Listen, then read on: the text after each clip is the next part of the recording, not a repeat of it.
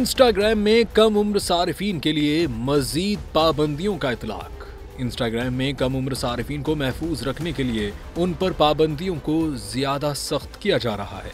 Company की जानिब से जारी बयान में बताया गया कि इंस्टाग्राम में टीन अकाउंट्स पर ज्यादा सख्त नई पाबंदियों का इतलाक किया जा रहा है। मेटा ने टीन अकाउंट्स को सबसे पहले 1 साल कबल इंस्टाग्राम सारिफीन के लिए मुतारिफ कराया था और 18 साल से कम उम्र तमाम सारिफीन के अकाउंट्स पर इसका इतलाक किया था। हाल ही में मेटा ने फेसबुक और मैसेंजर के कम उम्र सारिफीन के लिए भी इसे मुतारिफ कराया था, जबकि आर्टिफिशियल इंटेलिजेंस टूल से इन बच्चों की उम्र को शनाख्त किया जा रहा है जो अपनी उम्र छुपाते हैं।